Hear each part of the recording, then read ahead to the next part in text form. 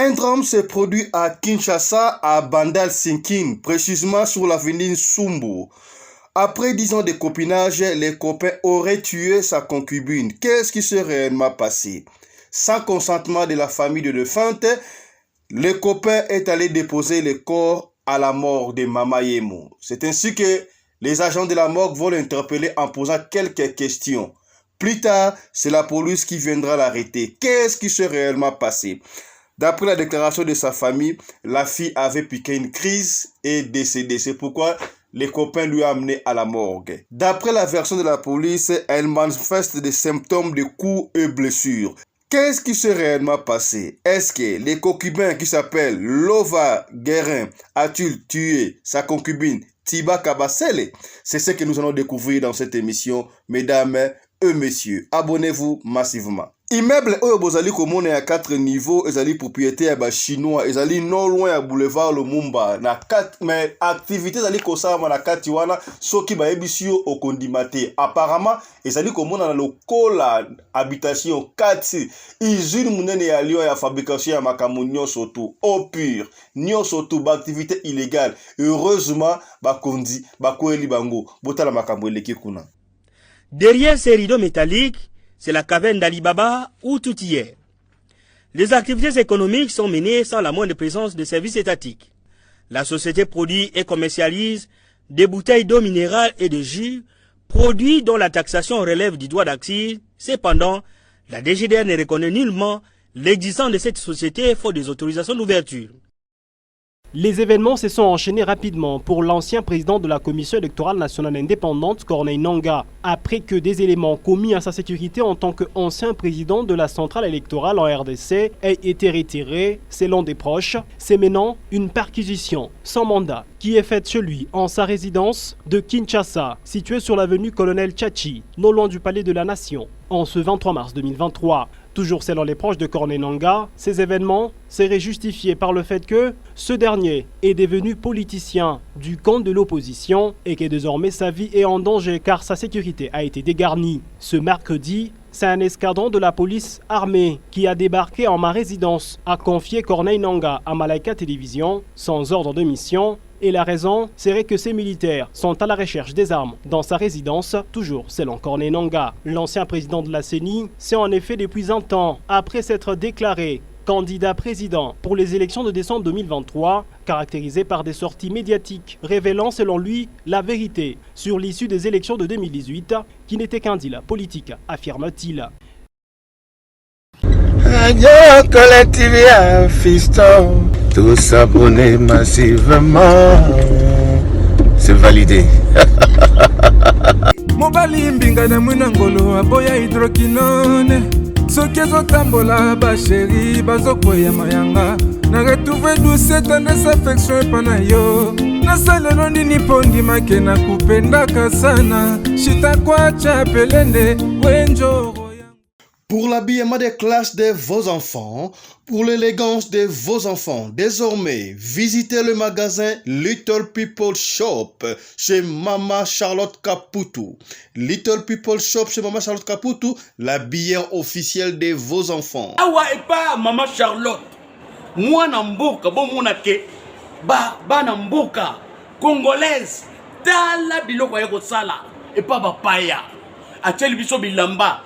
Banda de 0 à 3 mois, yango yo. Soto yawa de 6 à 9 mois.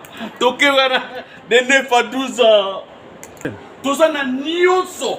Bana mibali na bana basi. Soto yawa. Momoni oya bana basi. Ndenge mwana zo putsana. Toza lokola wato yene 8 ans ti komata. Yango yawa. Koto yo nde makambo. Mwana zo bimondire ministre. Ya bataille nyoso yango ba Samuel ba Chuchu yango yo Afrika la tsabana oyine to butaka elengi tala ba fest bana mwana bimi na fete batu ba komobanga soko lingo somba biloko omonike olingo sepelisa mwana na yo ko déplacer na yo te okotika na internet okomona adresse na biso yango wana. Little People Shop chez Mama Charlotte Caputo. Adresse Edenval, Greenstone Shopping Center, shop numéro L119. Téléphone 011 52 46 366. À Jamestown, nous sommes sur Meyer Street 183. Jamestown Town, Johannesburg, shop numéro 5. Téléphone 082 324 85 22. Place nyonso zali benga biso kotaka ligne benga biso toyotikobila batine na ndako. Little People Shop tozana bilamba ya bana ya qualité olingi osomba kota na website na biso retrouver biso na Facebook toza online pe soko osomba partout na Afrique to délivrer bino na ba Korea na biso préférence ya malamu ya original. Donc, c'est la livraison à domicile. Little People Shop met à votre disposition l'achat en ligne. Allez sur Tekelote, tapez Little People Shop. Choisissez l'article de votre choix. Il vous sera délivré jusque chez vous à la maison. Mais aussi, allez sur Zando, tapez Little People Shop. Choisissez l'article de votre choix. On va vous le délivrer jusque chez vous à la maison. Visitez notre Facebook page, Little People Shop. Little People Shop, ya biso moko. Little People Shop, ya bana mboka. Bonjour chez vous mesdames et messieurs, merci de la confiance que vous accordez à cette émission Radio Lokole Masolo sur votre chaîne Radio Lokole Télévision. Moi je m'appelle Fiston Pelende. Ne vous inquiétez pas, nous allons passer ces beaux temps ensemble. Vous ne serez pas déçus avec cette trentaine de minutes que nous allons passer ensemble. Liboso to betela yo lisolo oyo ya drum et salami bongo na commune ya Bandal Sinkin, précisément na avenue Sumbu et pa wapi copain a bomi mwasi na ye to concubine na ye tika to développer titre oyo tolobe la bino kuna na sommaire. Mais ça rabino chaque fois bandeko ceux qui ont na radio Lokole télévision okozala dessus atamu qui était ceux qui aussi lycée émission awa okosimba toujours quelque chose pas na biso awa c'est plutôt l'information à la minute biso awa bozo bezala kate awa zéro bêtise ezali simple programme seul programme oyo papa, maman, na bana baki ko fand ensemble, bali ko yoka, ko landa, sans pour autant, ba yoka ben sanité, mais la souka lango, ba simbi quelque chose. Immeuble o bozali ko mona wana ya 4 niveaux bandeko ezali ko apparaître le col habitation bandeko o ba fanda kana limité ba mona kayango kasi mikolo uti ko leka awa police akomela ki bango wana na bandeko ya fiscalité tala ba activité ba liko sala na kati njoko ba sala ka ba activité illégale ba mai msubo mona ba tekaka na ville wana o mai songolo pakala mais to yeba gesika ba sala ka yango te ba ju mususu to melaka wana ba yeba ka esika ba sala ka yango te nzoka eutaka peut-être na immeuble oyo landa reportage ya bandeko na biso ya fiscalité et développement ya agence Galaxy là je salue Jérôme Sekana Pene Papa suivez ça. Le groupe Hongxing SARL, un imposant immeuble de 4 étages encore en construction. Un véritable labyrinthe à quelques mètres du boulevard Lumumba. Derrière ces rideaux métalliques, c'est la caverne d'Alibaba où tout y est. Les activités économiques sont menées sans la moindre présence de services étatiques. La société produit et commercialise des bouteilles d'eau minérale et de jus, produits dont la taxation relève du droit d'accise. Cependant, la DGDR ne reconnaît nullement l'existence de cette société faute des autorisations d'ouverture. Des machines géantes de la dernière technologie produisent 24 heures sur 24 des bouteilles d'eau marque Beni et ses jus très sollicités et prisés par les enfants. Des produits sortis fraîchement d'usine sont directement congelés ici au premier étage de l'immeuble où les températures moyennes vont jusqu'à moins 15 degrés. Au deuxième étage, ce sont ces machines qui auraient peut-être bénéficié des exonérations avant leur entrée sur le sol congolais. C'est ici aussi que sont fabriquées des bouteilles et des emballages en plastique. Et pourtant, leur importation, fabrication et commercialisation sont interdites sur le sol congolais par les décrets du Premier ministre du 30 décembre 2017. Au troisième étage, c'est une autre activité, la fabrication, les conditionnements et la vente des produits pharmaceutiques. Des sérums glucosés, voire des antibiotiques, sont fabriqués ici. Des cartons de produits parfois périmés depuis 2010, pour lesquels les malais des Chinois changent seulement l'emballage, sont déposés à même les sols, dans un local pollué prêt à être embarqué dans ces camions pour leur distribution, dans les hôpitaux chinois, voire même dans les pharmacies privées de la capitale et de l'arrière-pays. Au 4e étage, c'est un véritable capharnaüm où des objets de tout genre, parfois insensés, sont stockés. Des produits qui portent des étiquettes de diversion. Dans les bâtiments de derrière, réservés à la résidence des Chinois, c'est les dépôts de matières premières pour le mélange de jus, de l'eau minérale et pour la fabrication de produits pharmaceutiques. Des matières premières périmées non conformes et non contrôlées par l'OCC ou par les services du ministère de la Santé. Un endroit insalubre produisant une odeur nauséabonde, difficile à respirer même pour quelques secondes seulement. Les maîtres du lieu, ce sont ces Chinois. Drame se produit na Bandal Sinking et puis si passe na avenue Sumbu. Qu'est-ce qui s'est réellement passé? Tokobet lo lisolo bandeko toko umela mingi te. Landa toko sala analyse biso na bino ensemble finalement qu'est-ce qui s'est réellement passé? Ndenge boki na sommaire kuna tozali bongo na République démocratique du Congo, précisément na Bandal na quartier Sinking na avenue Sumbi.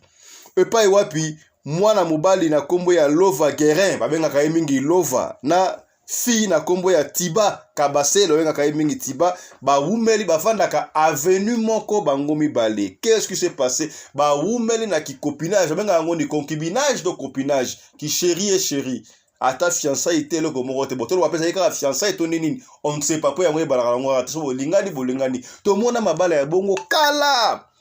Okomona ya moko na avenue et numéro Songolo numéro 10 na ya moko ya mwasi ya peut-être avenue numéro 7 to 8 balingana bandaka la quartier mobimbe barake ya wana za mwasi ya kuna kinganto yeba ngonde ngwana bako umela ba umeli misusu pe chance ya ka sourire au moins ba eko balaka mususu pe chance ya sourire te ba bala ni pete mutu na mutu asali chemin na ye mususu pe ko mona famille ba bino non bino qui fiançailles oyo qui concubine oyo qui copinage et umeli comment 5 ans bozo bana kakate babandi ko lukela mwasi to mobali solution salama mbala ibele to yebi yango na mboka ngumba Kinshasa wana kasi na kande ko mobali oyo komona ye Lova Guerin baninga na ye babengaka mingi Lova kasi ndeko mwasi oyo bwali komona ye Tiba Kabasele babengaka mingi Tiba bango mibale bafandaka na avenue moko na Bandal Sinking na avenue Sumbi pardon ndenge tolobi wana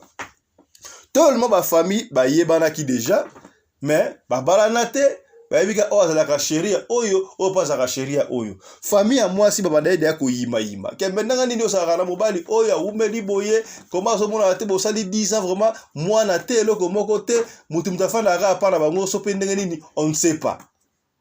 Ezopesa mbilinga. Qu'est-ce qui s'est passé? Voilà siko au témoignage au epesami. On ne sait pas. Mwana mobali Lova Guerin na Tiba Kabasele, est-ce que bazalaki na chambre d'hôtel?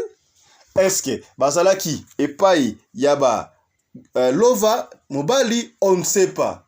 Mais qu'est-ce qui s'est passé? Mwana mobali na ba air moko Songolo ake kotika mwasi koro ya mwasi na morgue mwasi barobi akufika kana Bandal wana eske akufi na kati ya ndako? Oui, na kati ya ndako bazalaki ye na mobali na ye na chéri na ye na copain na ye na concubine na ye si vous voulez fiancé je ne sais pas akufi wana tango mwasi akufi azuye ake kochaye na morgue ya mama yemo landa liso très bien to ça analyse ensemble tanga komi na morgue ya mama yemo ba moni bango mbale presque ba jeune mais comment yo bato ya morgue ba liko tuna mituna mikemike yo kotika mutu na morgue bo ndenge nini? Comment ça s'est passé? Akufi ndenge nini? O a piqué crise kaka ndenge wana epesi mbilika ba ça va tanga tiki akoma ki priya kende kutu abandi ko kene non esprit ya bata morgue sali yaka na no appréhender expliquer biso qu'est-ce qui s'est passé pendant que bali ko tuna ma question wala za ki joli coup de filet ba kam onde ko morgue basala ki ba bengi police tango ba bengi police pe aye wana asimbiye batuni qu'est-ce qui s'est passé ono a piqué crise yango akufi na ekote na morgue yo muta piqué crise o ekote na morgue est-ce que aza mwasi na yo non aza chéri na nga chéri na yo ya ndenge nini est-ce famille bayebi bobala na officiellement ote bo qu'est-ce qui s'est passé bon tango apikaki crise akufi est-ce que obengaki famille na bango ona bengi famille te bo yo bengi famille te oye kotika bembe na morgue ndenge nini bakangi bayebisi benga siko famille na bango. C'est ainsi que Lova Guérin akobenga famille à mwasi na famille na ye ke mwana na bino qui Tiba Kabasele akufi tango baye na morgue ya mama yemo en entendant peut-être ba médecin ba moni yango suspect ba côté na bembe na morgue te mais ba sali moi constat ba kena été constat ba sala ki ba kendaki na corps autopsie to ba sala ki ne on ne sait pas mais rapport ya police et bandi et bimi parce que ndeko Lova Guérin ba avec session na police rapport et bimi que akufi na ba symptômes ya coup et blessure c'est comme si Lova Guérin a betakiye mais on n'a pas d'impression wana rapport oyo police apesi kasi famille ya Lova Guérin Lova balobite abetaki ete jeune fille oyo apikaki crise yango akufi siko otomitu na bandeko oh mais famille akoloba ndenge nini ke jeune fille oyo apikaki crise est-ce que bazalaki na ndako ya famille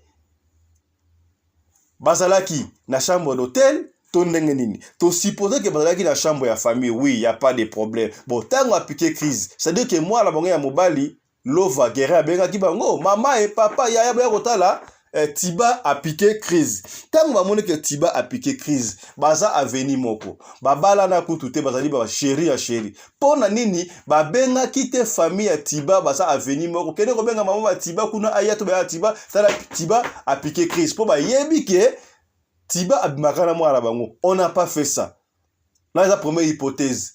Mwana na bango Lova akekotika ebembe ya mwana batu na morgue nzoto ya mwana batu na morgue ye moko pe s'il vous plaît au moins que c'est louche et ça louche bon soki balobi ke azalaki na ba coup et blessure ba beta ki er nini on suppose que soki azalaki ba coup et blessure na limite que senga ça le pang na bango peut-être ezalaki na quelque part na chambre d'hôtel to na annexe ya sima on n'a pas donné la précision bo tangu ya beti mwana batu amone ke mwana azo bouger pour na akufa akomi pas la goni asala ki ndenge nini abenga ki taximen na ndenga chweke atoki ate abali ko kende na hôpital akufi to ndenge nini baye ko tuna susu garçon version mususu ya lobite akena na hôpital akufi na hôpital oh ndenge nini kasoki akufi na hôpital yo mto ke tsa mwasi na morgue te yo mto ke tsa corps na morgue te soki muta akufi na hôpital bakobenga bino babenga ba responsable na ye bakoya yo za nani yo za chéri na ye o te savoir famille na ye ezab soki oza mobile na officiel y a pas de souci mais soki oza camarade to nani bakobenga ça va benga famille koya basali constat batali oh ça va moi na biso vraiment akufi ya solo allez bango moko batu ya hôpital docteur asali lettre kende ko ya kufi basali bino mukanda pour na bokende kozwa attestation de décès sika bazoka yango bango bazwi corps bakotisi na morgue à moins que ezala akufa ki na ndako muso akufa na ndako nde okozwa corps okena ngomba na moko na morgue tala kaza ki suspect bon soki ya solo ayaki na mwana na hôpital Tiba na hôpital qu'est-ce qui s'est réellement passé pourquoi hôpital wana est confirmé donc akena na hôpital moko songolo ba polyclinique to ba privé amike ba dispensaire akufi et puis akotika na morgue mama ebo de kambute soki sama ekasi ndengo wana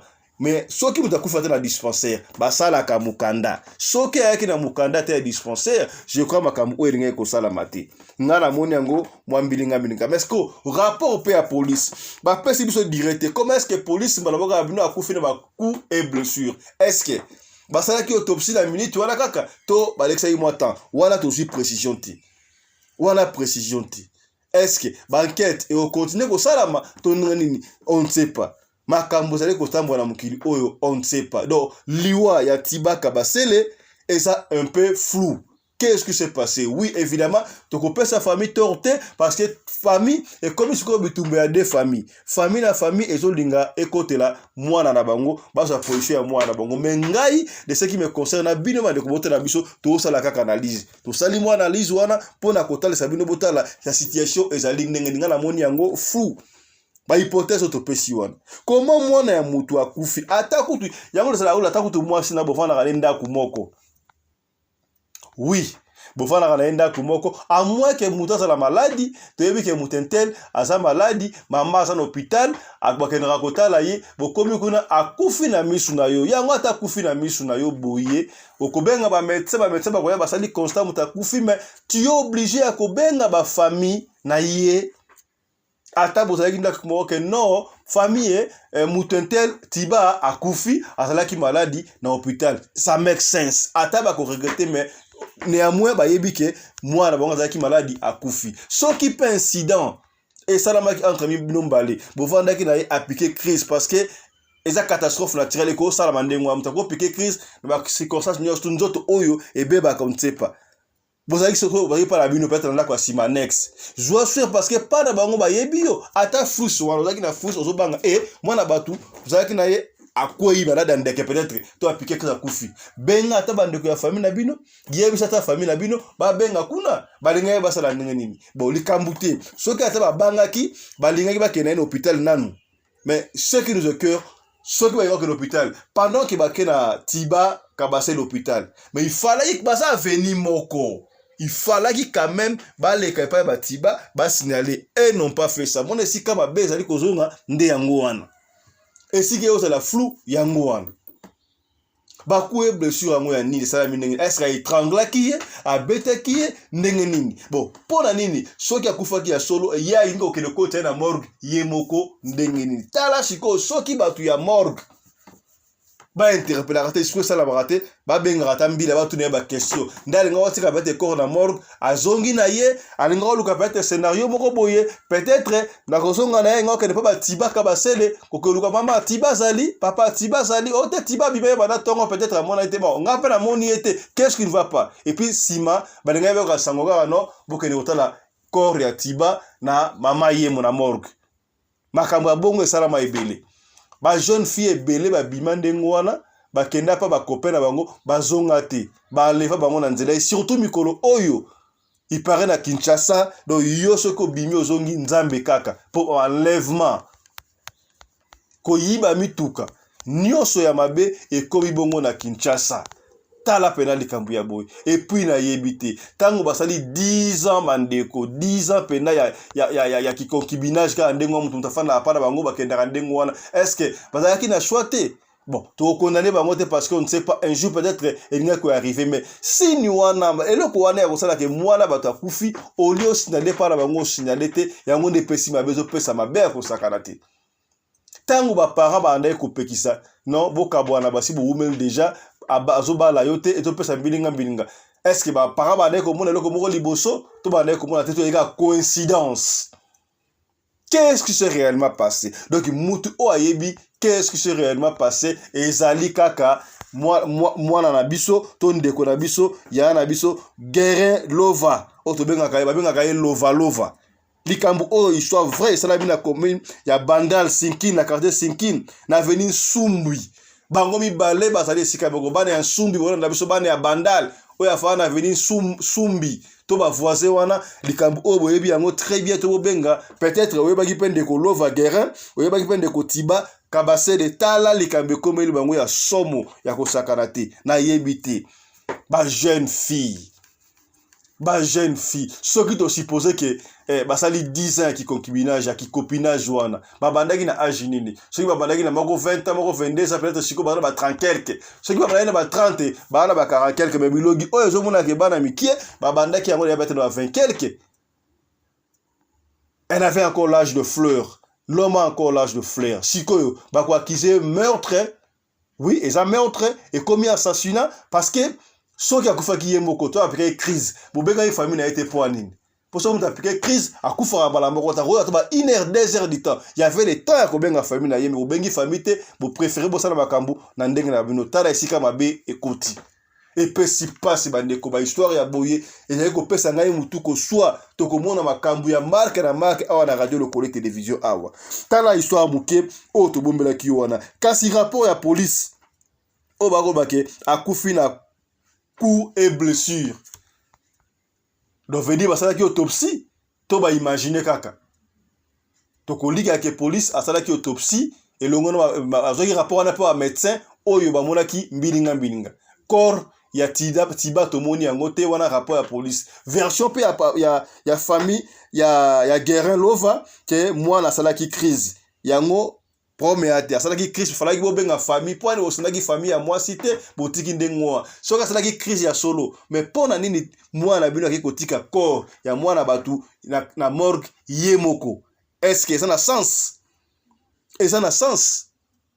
sens na bamboka développer kutu ata mutu akufi ata okufi na ndako ozana droit okela na morgue te amwe ke mutata maladi bobenga ambulance bozo na ambulance umeli okozwa taxi okena imbangu na nzela mais tango okena mba eza risque ya moko so akufi na nzela bakwakizo na meurtre to mona ka yango ba tuti kutu na nzela bazo kotela ambulance ya mutu aza maladi bazo kotela ambulance ya poso ki ba be koti bakwakizo na meurtre pour rien mutu akufi na ndako il faut que la police aye asali constat ata ki maladi asali constat cinéma kamno surtout après ozoyer bino mo ozoyer te bakobenga bato ya morgue ba juillet baki kotsai na morgue et puis si passe histoire oyo merci na sponsor officiel ya chaîne oyo Mama Charlotte Kaputu la bière officielle ya bana na bino moteki monene ya bilamba ya bana ya ba griffe na mikolo pe bandi ya mikolo merci pe de sous la coordinatrice ya chaîne oyo Mama Rina Umbi la femme à la taille d'une tige de spaghetti to s'abonner maximum de kutuba à chaque fois to partager soko za besoin abonner ko bosa na rater ko partager émission oyo partager lisolo musomoni yango pamba me ko sunga ndeko moko songolo esika moko pakala on ne sait jamais bandeko to s'abonner to partager to kutani prochainement na numéro sur radio lokole masolo d'ici là portez-vous bien santé de fer à tous hein chap et tchara.